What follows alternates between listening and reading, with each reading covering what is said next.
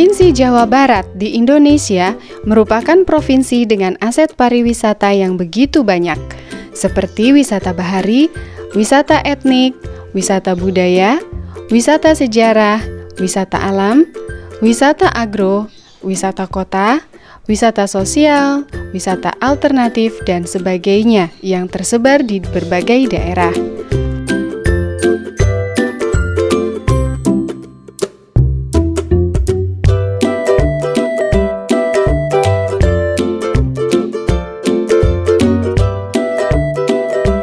Salah satu daerah yang memiliki potensi wisata besar adalah Kabupaten Cirebon. Kabupaten Cirebon memiliki banyak destinasi wisata yang berpotensi cukup besar untuk menarik minat wisatawan. Di Kabupaten Cirebon terdapat sejumlah objek wisata, dimulai dari wisata belanja, wisata religi, wisata alam, dan juga ciri khas budaya Cirebon. Terkhusus untuk budaya, Cirebon sudah menjadi kota pusaka memiliki banyak peninggalan budaya yang menjadi modal bagi pengembangan pariwisata. Daerah Jamblang terletak di sebelah barat pusat kota Cirebon, yaitu 10 km dari kota Cirebon atau dari Keraton Kasepuhan Cirebon. Jamblang berlokasi di wilayah strategis, sebab dilalui lintasan jalan utama nasional yang menjadi arus pertemuan dari wilayah Bandung dan Jakarta.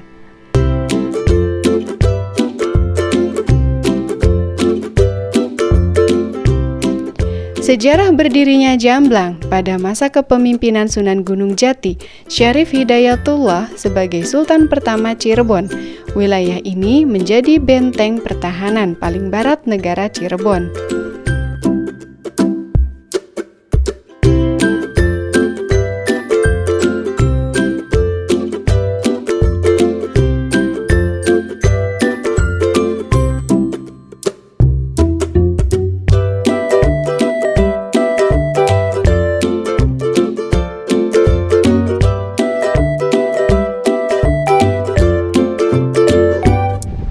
Kita berkesempatan ikut jalan-jalan di Vihara Komplek Kota Tua Jamblang.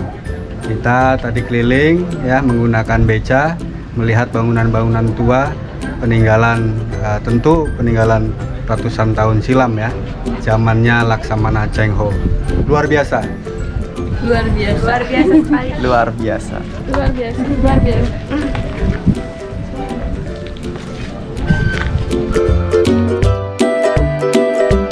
Selain itu, keberadaan Sungai Krian yang melintasi wilayah Jamblang pada tempo dulu, sungai berperan sebagai kawasan lalu lintas yang dapat dilayari perahu atau kapal ke arah pedalaman dari pelabuhan Cirebon. Ya, menurut keterangan warga tadi kita temui di Kelenteng ya, wilayah Jamblang, Kota Tua Jamblang. Katanya Sungai Jamblang ini memiliki sejarah berkaitan dengan turunnya Laksamana Cheng Ho dengan para saudagar dari Timur Tengah ya, dan ini adalah tempat berlabuhnya kapal perahu mereka untuk memasarkan barang dagangan di kawasan Cirebon.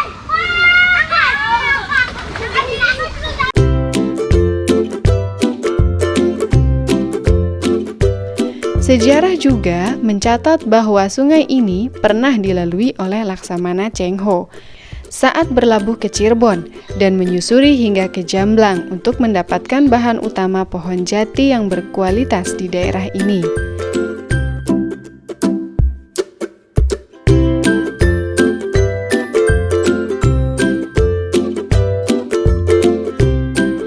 Jamblang mempunyai sejarah tersendiri yang merupakan bagian dari Cirebon tempo dulu, yang sampai sekarang masih kuat tertanam di dalam masyarakat Jamblang dan sekitarnya.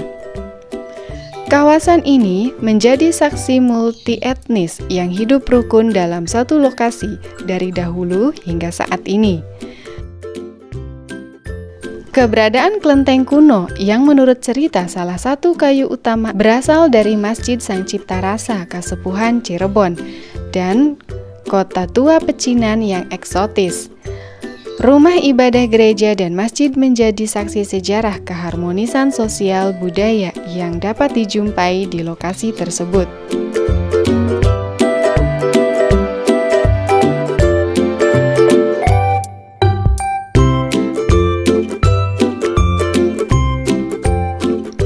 Beralih ke Siti Winangun, yang merupakan pedukuhan tertua dan telah ada sebelum adanya negara Kesultanan Cirebon berdiri.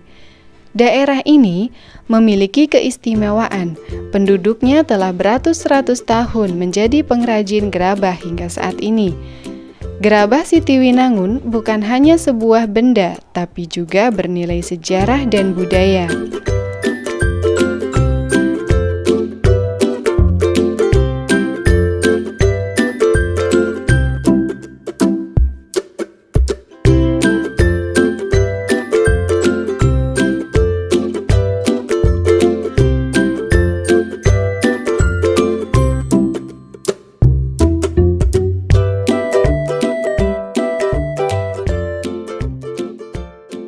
Awalnya nih.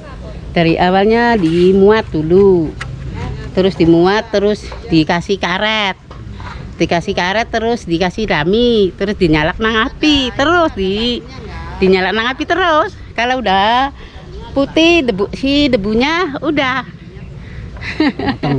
iya udah matang. Ciri-cirinya matang ya? Apa? Cirinya matang, debunya putih. Terus ininya? Ya udah merah ininya. Namanya cobet, pot, bonsai, tungku, gentong pal. Udah. Mekarnya mau segitu. 3 macam.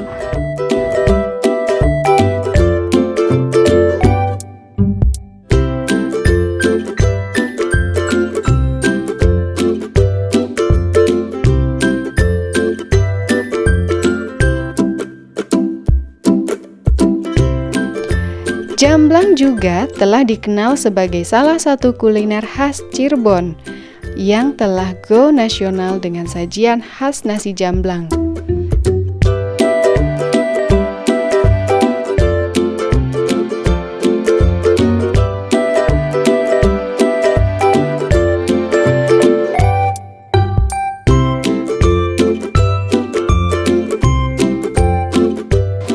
Jamblang, yes. Jamblang juga memiliki banyak warisan budaya kuliner lainnya, seperti tape bakung, geblog, olahan bandeng, dan kerajinan mainan dari bahan limbah seperti perahu otok-otok yang membuat kita bernostalgia di masa lalu.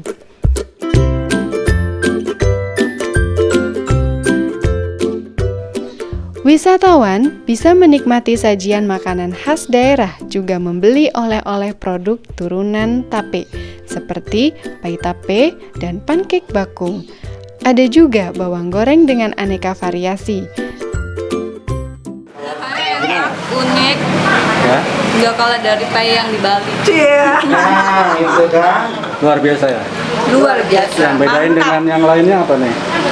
Mungkin kalau dari sini rasanya kan di sini tengahnya tape ya Pak. Tape. Kalau yang biasa kan cuma tepung gitu biasa. Iya. Rasanya gimana rasanya? Enak, Pancake-nya juga halus. Ini merupakan produk turunan dari tape ketan bakung lor. Itu bisa dibuat untuk puding dari tape. Kemudian juga tadi pancake dari tape. Kemudian juga pai dari tape, serta brownies dari tape. Jadi kita kerjasama dengan PT Astra mengadakan pelatihan dengan ibu-ibu yang ada di sini. Kemudian dibentuklah semacam lembaga home industri. Mereka ibu-ibu diberdayakan untuk memproduksi dari produk tape itu menjadi lebih awet lagi. Bisa dijadikan sebagai puding, bisa dijadikan sebagai pie, dan juga bisa dijadikan sebagai brownies. Itu semua adalah produk turunan dari tape bakung lor. Ini kita kerjasama dengan PT Astra. Jadi kita tidak memakai pewarna buatan, tapi memakai pewarna dari alami, dari daun katuk. Ini juga banyak manfaatnya. Tentunya daun katuk ini kan bisa digunakan oleh ibu-ibu yang menyusui ya, bisa menambah air susu. Apalagi kita ini kan di dalam tape prosesnya, jadi tentunya tape ini lebih sehat dan juga lebih enak. Itu Berapa varian ini Pak, pancake nih Pak? Apanya? Pancake ini berapa varian nih? Pancake-nya macam-macam. Jadi nanti kita bisa buat untuk puding tape seperti ini. Modelnya seperti ini, puding tape. Kemudian juga untuk yang model puding jagung seperti ini. Ini puding jagung kalau ini. Kemudian juga puding dari semangka. Puding semangka namanya. Ini seperti ini. Tapi isinya tetap tape. Tapi ini isinya tape. Jadi seperti itu. Semua serba tape Pak ya? Serba tape. Semua serba.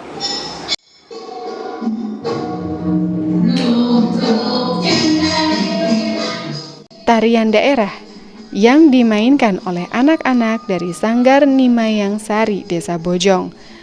Selamat berwisata ke Jamblang.